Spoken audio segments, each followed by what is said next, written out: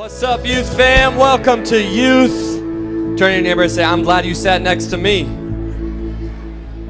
Hey, we're excited that you're here tonight. Tonight kind of kicks off a couple weeks that we're doing called Missions Week. Turn to your neighbor and say Missions Week. And this is happening tonight. This is happening this Sunday over at the Main. Next Wednesday we'll have a missionary here sharing, and then the Sunday after. So make sure you're here next Wednesday. Make sure you're here on Sundays. You'll see some stuff happening all through the church, and we want you to be involved because if you didn't know, New Hope is all about missions. And I don't know if you know this, but NH Youth actually broke a record for being the biggest giving youth group of all time. Did you know that? NH Youth, the biggest giving. One year, you guys gave $547,000 as a youth group to missions. And I don't know about you, but I think we should break it this year. What do you think? Let's go. Turn to your neighbor and say, let's go. Let's go. Hey, so what we have coming up, I want to share an announcement with you that I'm super excited about. And coming up here at the beginning of May is something that we're calling Freedom Week. Turn to your neighbor and say, Freedom Week. Freedom Week. Can you go to that next one of the whole Freedom Week schedule? We're doing something called Freedom Week, and on Wednesday, Thursday, and Friday, May 8, 9, and 10, we are having Freedom Nights with that guest speaker, Micah Mack, that you guys just saw. Many of you guys have heard him at camp. He's been here before, but that Wednesday, Thursday, Friday. Say Wednesday, Thursday, Friday. Those are Freedom Nights happening right here. And here's what those services are going to look like. It's going to look like worship, it's going to look like a message, and it's going to look like altar time. If you've ever been to camp, who's been to camp before? If you've ever been to camp, I was just on the phone with Pastor Micah yesterday. I said, Micah, here's what I want. I want camp services happening Wednesday night, Thursday night, and Friday night. He said, got it. Camp services, Wednesday, Thursday, Friday. So that Wednesday, Thursday, Friday, it's services for you. Nights that you can bring your friends. I believe God's going to do something amazing those nights, Wednesday, Thursday, Friday. And then Saturday, everyone say Saturday. Saturday, we're doing something called Freedom Day. Freedom Day is happening that Saturday, the 11th. And on Freedom Day, we're going to kick off that morning with a 5K run, with a 30-mile bike ride if you are a biker and you want to bike 30 miles. But we're doing 5K, we're doing 30 miles. I don't know if you like to run. I don't. Who doesn't like to run? Who's like hard pass on the running? Guess what? You can walk. Here's what we're asking. We're asking everybody. Turn your neighbors and say everybody. We're asking everybody to be a part of the 5K. So that's every person in your small group. That's you inviting your whole entire family. That's you inviting your neighborhood. This 5K, it's not just for youth. It's for everybody. Say everybody. Everybody. And we're raising money for missions at the 5K. After the 5K is done, we're coming back here, and we're going to have a big old lunch. We're having a big old tailgate. It's going to be a party happening at New Hope Youth right here on that Saturday. And then that afternoon and that evening, maybe you've heard of the New Hope Basketball League. If you haven't heard of the NHBL, you can check them out on Instagram. It's happening Saturday night here. You can come check it out this Saturday night. But we're having a big old basketball tournament, a dunk contest, a three-point contest. It's all happening. It's all to raise money for missions. All right, so that's Saturday. Everybody say Saturday.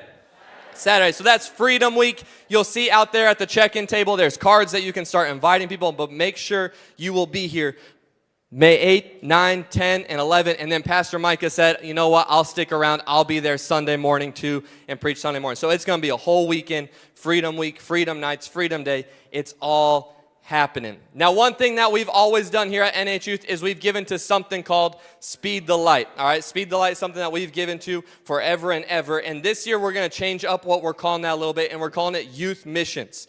And here's why we're calling it Youth Missions, because Speed the Light has certain projects like water wells, like human trafficking, different things that we've given to, but we've found some other projects that we want to give to that's a little bit broader. So now we're calling it Youth Missions, and specifically this project that we're going to give to between now and May 15th. Everyone say May 15th. So the Wednesday after the Freedom Nights, we're having our big give night, May 15th, and I'm believing it's going to be the biggest big give night we've ever had. It'll be all of the last couple weeks leading up to Freedom Week. It'll be Freedom Day giving. It's going to be the biggest. And on that day, on Freedom Day and on the big give night, we are giving to something called Exodus 5:1. Who's heard of Exodus 5:1? Exodus 5:1. Well, if you haven't heard of it, we're going to talk about it tonight, and Pastor Luke's going to kick that off. Yeah, so We want to kind of talk through what Exodus is and what they're doing, the need, the problem. So Pastor Zach and I and our friend Brandon got to go to Pakistan at the beginning of March. And it was an absolutely crazy, mind-blowing trip, but it really, at least for PZ and I, got to open our eyes big time of what Exodus is doing, what Brandon is doing, what God is doing in Pakistan. And so we're really excited to share with you guys some stories, some pictures, and then hopefully that God will speak to your heart and raise your level of faith and commitment to say, man, I'm all in for what God is doing in Pakistan. And we'll talk about a little bit more how you jump in on that. So we're going to have Brandon kind of share the story of Exodus and how God made that come into fruition, about really setting slaves free in Pakistan, and we'll talk about that. So I want you to give a loud, warm welcome to our guy, Brandon McNace. Come on. Yeah. Okay. All right. I want to do a quick poll. Who has been to Pakistan before on vacation? Okay, maybe you. I feel like that's a lie. But Pakistan isn't a typical place that you would go. You guys agree with that? Okay. So everyone always asks, how does a guy from Iowa get to go to Pakistan, or how did you get there? And so I was down in Brazil. Has anybody ever been to Brazil? You guys got to travel more. But I was down in Brazil. All of a sudden, we come to this big church, and I'm preaching at different churches, and we get to this one particular church, and I don't know if there's any other people that struggle with pride in this room, but I got to this church, and it was really, really big. And I was thinking to myself, I'm going to crush it. Like, this is going to be amazing. It's this huge church down there. It's in a town called Fora. No one knows who I am. And I get ready to preach, and guess who didn't get asked to preach that night? Me. And so I was kind of like having this conversation with God. It's like, hey, God, I came down to Brazil to preach. I don't know why I'm not preaching. I'm pretty good at it. Why aren't you letting me do this? And the Holy Spirit spoke to me so clearly and said, until you get your pride under control, I can't use you. So I was like, ugh. Like, I know that's true. And so I went down to the altar. I repented, and I was like, God, however you want to use me, I just want to be obedient. And then all of a sudden, the service is over. And I'm married, so anytime a married woman points at you, you're like, did I screw up? What did I do wrong? So this woman walks through the doors, the service is over, she points at me, she comes forward, and she said, I had a vision, and God told me to come to Enriha Metodista and Fora. The man in my vision was you. I have a few things I need to tell you. And I'm kind of thinking like, okay, lady, I don't know you. I'm an American. You can tell I'm not from Brazil. What is this going to be? And she said, I saw you in the vision, and she said, God told me to tell you a few things. Why are you so worried about money? I'm going to make it kind of short. But the second thing was, she said, you never spend enough time with God. And in my head, I go, I write sermons all the time. Like, I spend time with God. And she looks at me, she says, I know you write sermons all the time, but you don't spend time with him. And I was thinking, okay, this lady's getting a little crazy. And all of a sudden, she said, I saw you in your office in the vision, and you spend time with God, but it's always for other people. It's not just for you and him. And where he wants to take you, you need to spend more time with him. The third thing is that he's called you to Asia. You're going to set his people free. He's given you a key to unlock doors that no one else can unlock. And through you, a region of the world is going to be changed. Now, if you guys are like me, I'm thinking, well, what's the key, right? Anybody? No? You guys are like, we know what the key is. Okay. Well, I didn't know what the key was. I still don't, I don't think. But anyways, I was like, all right, what's the key? And she goes, I don't know. I go, well, what's the country? I don't know. And she walked out the door. Okay, it's a little strange. The next night I'm there at the big church again. Guess who didn't get to preach? Me. And so I'm like, all right, God, it's fine. It's not a big deal. And then all of a sudden another woman came up to me and she said, excuse me, is your name Brandon? She grabbed my arm. And I was like, yeah. And she said, okay, good. And she's like, kept looking at my tattoo. And I said, do I know you? She's like, no, I had a vision. And I said, oh, you saw me in the vision? She said, no, I didn't see you in the vision. But in the vision, God said that there would be a man with a tattoo up his right arm. He'll be at Enriha Metodista and Fora, because neither of these ladies went to this church. And I'm supposed to tell you a few things. Why are you so worried about money? You don't spend enough time with God. The third thing is giving you a key to unlock doors. And I'm like literally just like flabbergasted. So I asked her again, what's the key? She has no idea. What's the country? No idea. She walked out of the doors. That's August of 2021. I go back to that church. They had never heard me preach, but they're like, hey, you should come and lead a conference for us. That was in October of 2021. And then randomly, do you guys ever get written by like random people on Facebook?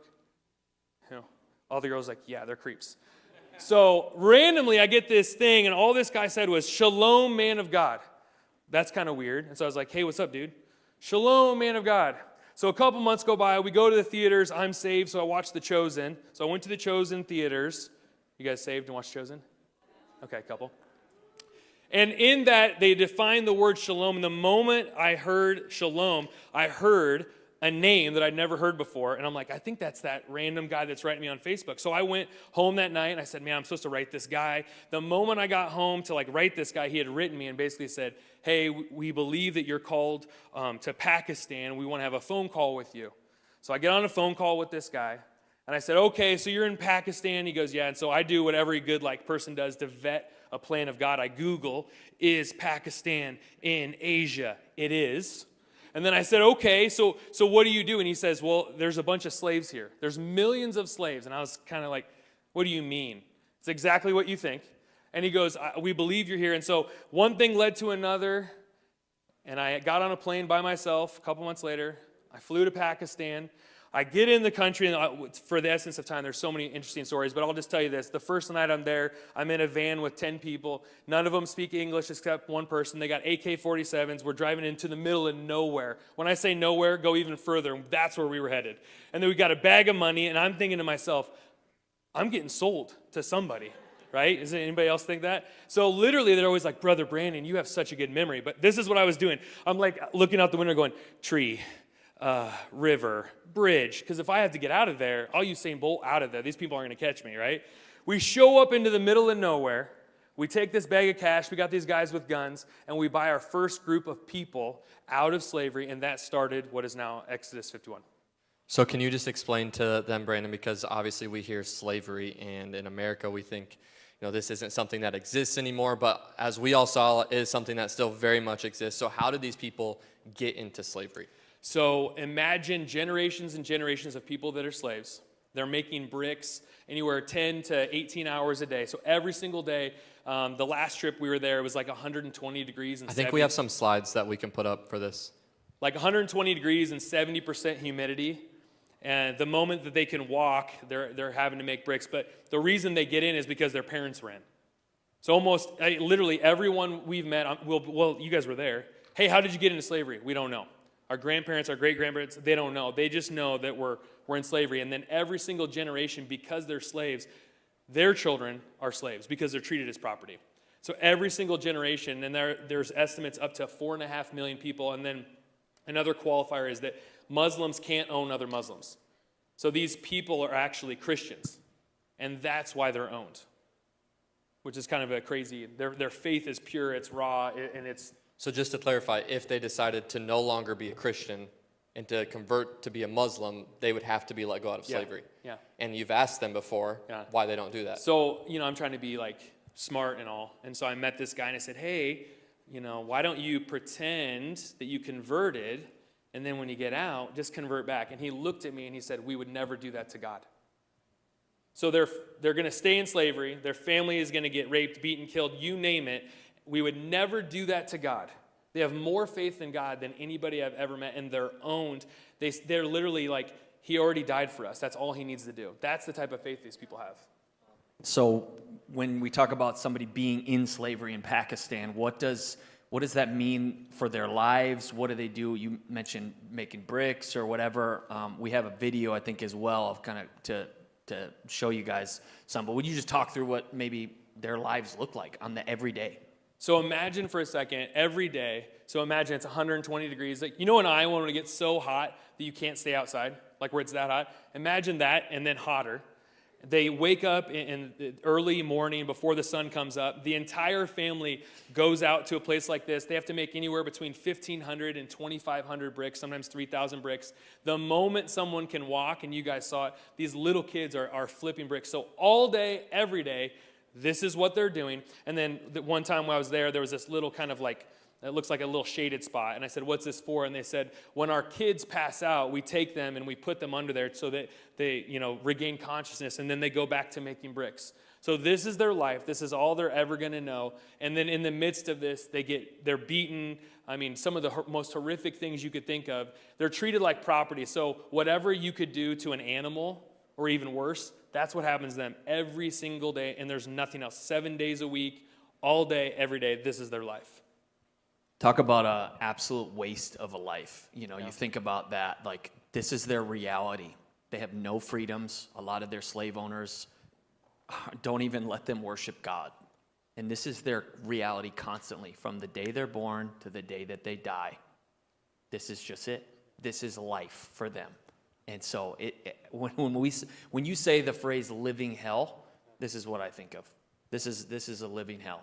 So this is a major reality. You said how many slaves again in Pakistan? It's an estimate, so anywhere between like 3 million and 4.5 million estimated in slavery. And I just want to clarify, because if you were to Google search slaves in Pakistan, you would find that slavery is actually illegal in Pakistan. So what's the way that they go around that as a slave owner? So what they'll say is these are indentured servants. So they're only owned because they have a debt. But the thing is, they can't read, they can't write, they don't even know what they owe. It's their great-great-great-grandfather had a debt. They've never known anything other than this. The other thing is it's illegal for kids to work. And every time you go there, there's little kids flipping bricks, working all day. And so it's a reality. It's real life. And it's one of those things that I think people just don't want to talk about it. And so, well, they're just in there because they like charged a credit card. Like that's what I've heard before. They must have a credit card that they didn't pay the bill. Well, and what my understanding was when we were there is they're working every day to pay off their debt, but every month they're getting charged to live in a crappy shelter. They're getting charged for one handful of rice a day is what they get to eat. And what they're getting charged by their slave owner is more than the slave owner would even pay them for the work that they're doing. So it's just this constant cycle that they would be in of slavery for generations. And then there's a rainy season in Pakistan. So for up to a month, they still have to make 3,000 bricks or whatever, but it's raining, so they can't make bricks. So then they go in debt for there too. So literally the whole system, they can't go off-site. They were telling us the slave owner sells them the scoop of rice. The slave owner sells them every little thing that they need. And so basically, a family of, 10 people might work 10 hours. So that's 100 hours. And they might get in USD like a dime. That's it. That doesn't, they don't make enough to live for the current day. And so that's why they're held in bondage, because they're never going to get out. So when it comes to them, even think of parents and grandparents, they literally have no way out. But how do you go in and get them out? So the way that the law is set up is if we go in and satisfy the debt that's against them, they have to be released. And so we have an amazing legal team. We go in, and has anybody bought a car here before? Okay, so you know how you get a title to the car? So imagine for a second, you have kind of a loan against your life. And so when we go in and we buy them, we satisfy the debt, and we get basically a title to their life. Then we go and register that title to their life with the government. They get issued what is in effect a social security number. And at that point, they become people. So before then, they're not people, they're property, which is why you can do whatever you want to them. But when we get that number, they become people. And so the laws then actually apply to them.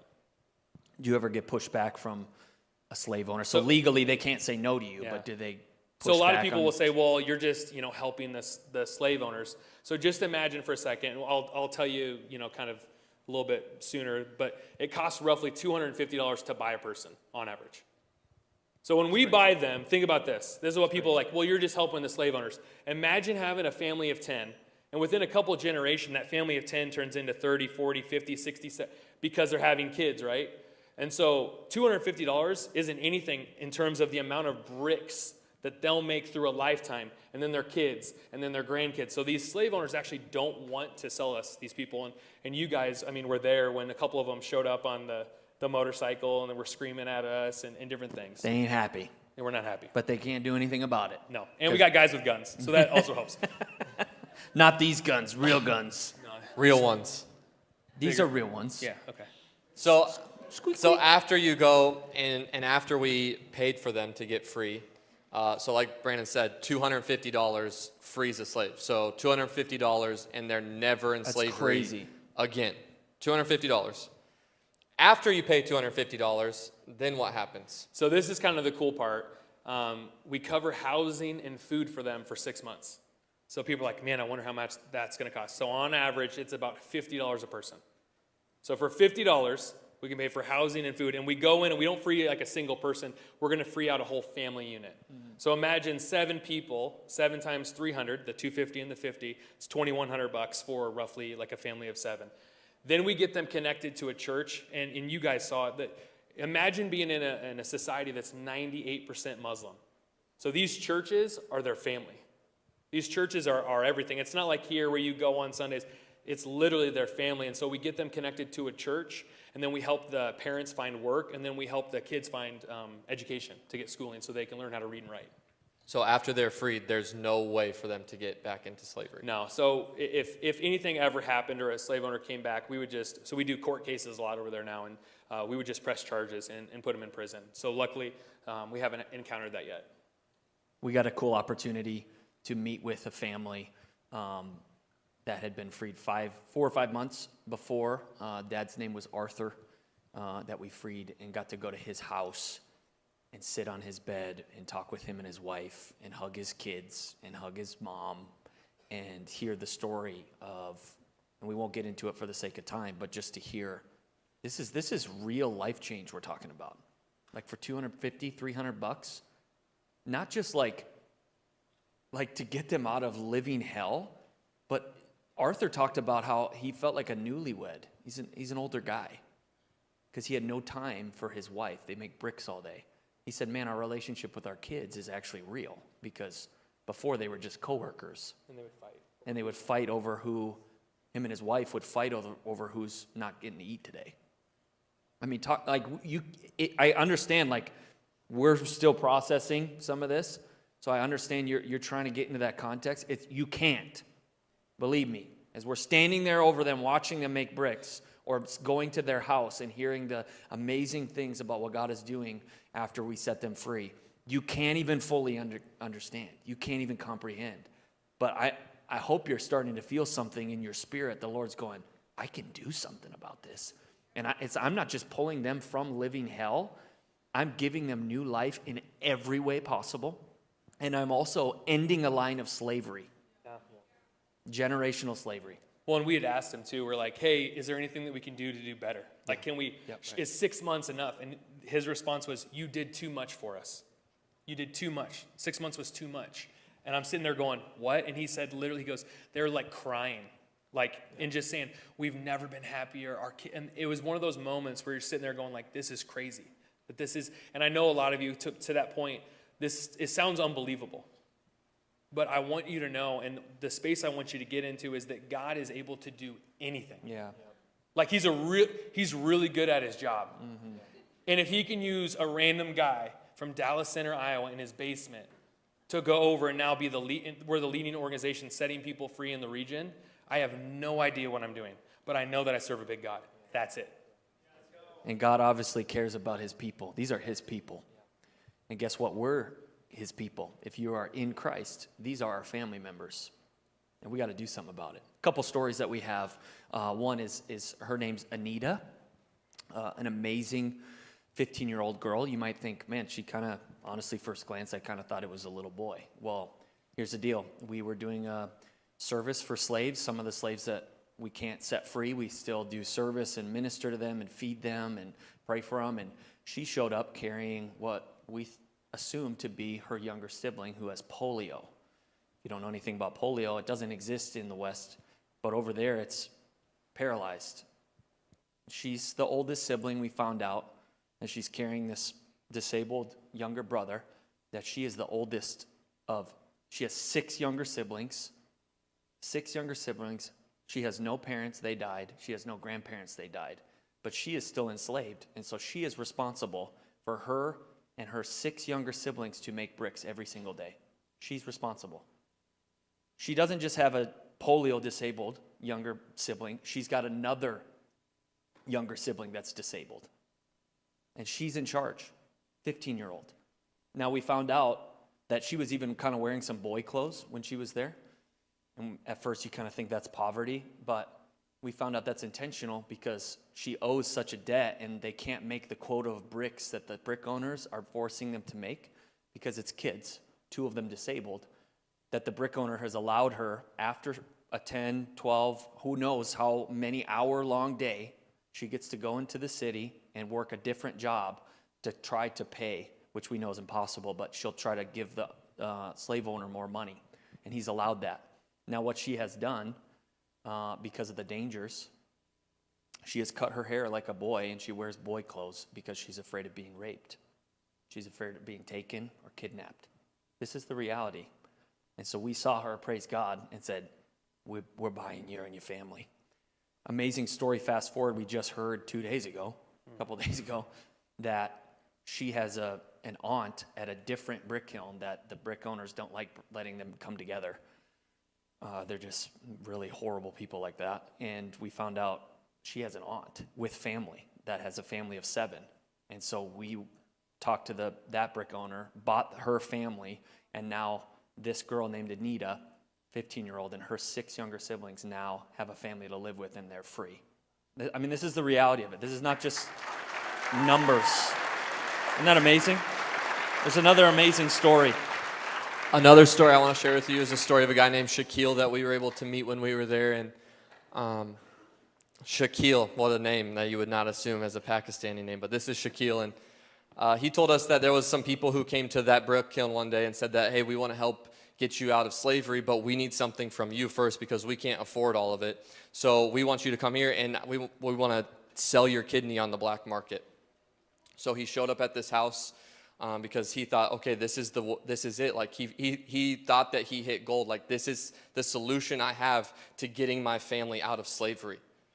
And he showed up at this house, and they cut him open, and they took his kidney, and then he woke up there, and everybody had left, and no one had paid him.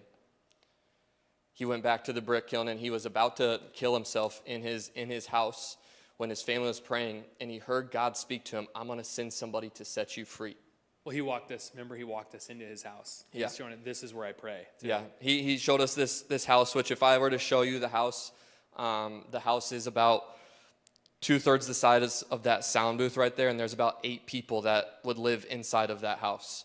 And he showed us this corner that he would go to pray, and that brick kiln owner was a very mean one, and he would not let any of the slaves worship. So the slaves would sneak out at night, and they would go to this corner of this guy's house, and that's where they would have service during the night, is just in this little house. Just one family after the other would come in. And he was there, and he was crying out to God, about to kill himself, when he heard God speak to him, I'm going to send somebody to set you free.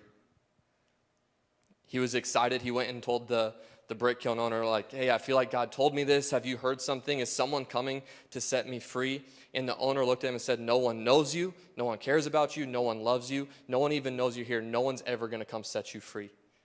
And about 2 weeks later, we showed up, and we were able to pay for him and his family to get out of slavery. And that's one. That's two. This is just a couple of many stories of people who have been slaves for generations, people who are being abused, people who are being raped. Every single day this happens over and over and over with no hope and no future. As we were just talking about it, I was thinking, when we think back to American history and we think of when slavery existed in America, and we all know the history, we know what's happened and we know the change, and we can celebrate that that's no longer part of our history here in America. And I think as I look around the room of the world changers in this room, that someday there's going to be people that we get to heaven with, and they can celebrate saying, man, you set me free. Right. Amen. You set my family for generations. We hear stories of some of them who have decided that we're just not going to have kids anymore, because if we have kids, that means they're going to be slaves too. These people cannot live their life. I think if I were to imagine, every single person in here has dreams and hopes for your future, so that someday you're going to go to college, or someday you're going to get a job, and then someday you're going to get married, and maybe you're going to have kids, and you're going to have this house. Everybody in this room has some sort of a dream. But if that was your reality, if you were a Christian in Pakistan, your future would be, every day for the rest of my life, I'm making bricks. But we have the opportunity to do something. We have the opportunity to change not just one person, but generations, hundreds of thousands of people for $250 a month. That's a no-brainer to me. You know, Brandon shared this quote that someone said of, why don't you just pretend to convert to be a Muslim, and then you can go back to being a Christian? They said we would never do that to God. I wonder what we would say in the room. I wonder if there would be people in the room tonight that would just listen and say, I would always do this for God. I would always work harder. I would always give money for God, because those are God's people. Those are our Christian brothers and sisters. And if there are people out there that would say, I love God and I honor God so much that I would never disown him, and we're here in America where we have the freedom to do whatever, I wonder if this would be a room of students, and this would be a room of leaders that would say, God, I will do whatever you tell me to do. God, I'll go wherever you, we were just singing, the harvest is ready, we have to go. Like, the harvest is ready. And for some of you, that's someday you're going to go be a missionary. For others of you, that's someday as in right now that we're going to start supporting missions. And here's what I know. Just like God spoke to Brandon and said, I'm calling you to this place, what I know is that God that spoke to Brandon, that God that spoke to Shaquille and said, I'm sending someone to set you free, wants to speak to you right now. We just have to make ourselves available. We just have to say, okay, God, what do you want from me? Okay, God, what are you calling me to? And in just a moment, I'm going to ask everyone without talking just to find somewhere in this room to spread out. And I want you to ask God tonight, God, what is it that you're calling me to give? Between now and May 15th, what do you want me to give? And here's our challenge. Here's what we've been talking about and what we've been praying about as our youth team. We want to challenge every single person in this room to free at least one slave. Every person, one slave. Some of you, you're going to be like, I'm going to free 10 slaves. I'm going to free a whole family. Some of you, God's like, I'm calling you to you're going to free a whole brick kiln. Like, you're going to raise $30,000 and we're going to shut that brick kiln down. God's calling some of you to some big things right now. But I want you to ask God, God, what is it that you want me to do? And I'm praying that every person can say, I'll at least commit to one slave. I'm at least going to free one person. Because here's what I know. The resources that we have are in abundance. Here's what I know. The skills and the talents and the abilities I see in this room go above and beyond. There's stories that I could share all night long of people in the room that have done bake sales, people in the room that have sold their Xbox, their clothes, people in the room that have shot basketball, people in the room who have thrown footballs, people in the room who have played golf, people in the room who have done all sorts of things, people in the room who literally have gone door to door, knocking on door, hey, I'm raising money for this, would you give to it? And I'm wondering, are there some people in the room that say, okay, God, I'll do that. You've given me this ability. You've given me these talents. Some of you in the room, God's given you a job, and maybe you're just going to say, okay, between now and May 15th, I'm giving my paycheck over. I'm freeing some slaves. I know that right now that God wants to begin to speak to you. When I first went over there, I get emotional because I never in a million years thought that I could be used to do something this fantastic, this big. I'm not qualified, right? And I remember thinking the first year, and I just want to encourage you guys, I was like, man, if we could free 100 slaves, I don't even know how I'm going to do that. And in 2022, we freed 303 people. Then last year, I was like, man, I wonder if we could break that number. And we freed 1,333 people. And then this year, I was like, man, I don't even know what this is going to be. And we're already past 1,200 people this year. Every trip that we go on gets bigger and bigger. We free more people. And this last trip, I'm sitting there and I'm like, man, how many people, should we try to free? And one of my board members is like, let's do 200. And I was like, that's going to be at least $60,000 just for that. And he's like, don't you have faith? Okay. I can't advertise on a future trip. So literally what happens is I just say, okay, let's set the number. And then the money just randomly comes in. I can't explain it. I don't know how. I don't know why. And then Luke finds out and he's like, well, can't we buy more? And I'm like, bro, I don't even have the money yet. And I was in another state, and randomly this woman comes up to me. She said, I heard you're going on a trip. I said, yeah. She's like, do you need some money? And I said, yeah, we're a little short on this trip. And she's like, okay. And she wrote me a $30,000 check. I've never met her before. She said, I feel like I want to help you. So I called Luke. I said, hey, we got some extra money. So on this trip, instead of freeing 200 people, we freed 238 people. Why do I say that? I have no idea how God brings in money. I have no idea. I have no idea how it happens, but my faith is constantly growing. We were talking to Simon today, and he's like, you just need to have more faith. If we need 100 million, God will get us 100 million. I'm sitting here going, what? I can't even believe that. But I know in this room, I feel like, I'm not saying forever you're called to Exodus or what we're doing, but I believe that something special will happen when you go, okay, what's the number? Just like me. And he goes, this is the thing. And you're going to go, there is no way. And he goes, watch what I do. Watch how I get glory. That's what it's all about. And all of the money raised, we're not going and buying a Lambo or anything. All the money that's raised gets sent over there. All of it. And they saw how we spend our money. They saw where all the money goes. And so I just want to just say one thing before we close is that God is bigger than you think. And I know you're like, well, I've heard that before. I'm telling you right now. I remember we paid $10,000. This happened during March Madness. So we also have a school there. We're doubling our school, so we're going to be teaching 500 slave kids a day. We have a church over there. All of these amazing things that we're doing, and I had to send $10,000 to start the construction project on the school. And I was getting ready to head back to Luke's house, and I'm like, I'm going to go check the PO box. And I opened it up, and it was a check for $10,000 or something. It says, "Keep on going." It was the exact amount that I sent out that day. That's what God does. I have no idea, but I know He's really good at His job. It's all His. And the idea that I cry out and God, how am I supposed to do this? And God's like, it's all mine. It's all mine. And I wonder that if this thing somehow could spark, when I say a revolution, I mean a revolution, that your generation, you have no idea what I believe is on this generation. The idea of what we could do is small compared to the impact that you guys have the ability to do. And so I just want to encourage you, it might be big to you, but it's not big to God. There's going to be people in here that afterwards I'm going to go, how did you get that much money? I need to maybe talk to you about this. But that's just how God is. Why not? So here's what we're going to do. I'm going to pray. You're going to find a spot in the room between you and Jesus. Because all we're asking is that you would be obedient. He wants to use you. So I'm going to pray. When I finish praying, you can spread across the room. Keep it a sacred moment. Small group leaders, I need you to come up during that time. I have something to give you for right after that, okay? So Jesus, speak to us. Give us a number of people. Give us a dollar amount. God, reveal to us ways we can sacrifice or opportunities you've given us, talents, things we can do and sacrifice, Lord. We are your people, and we say yes. So speak, Lord. We're listening. We love you, Jesus. Amen. You can move right now.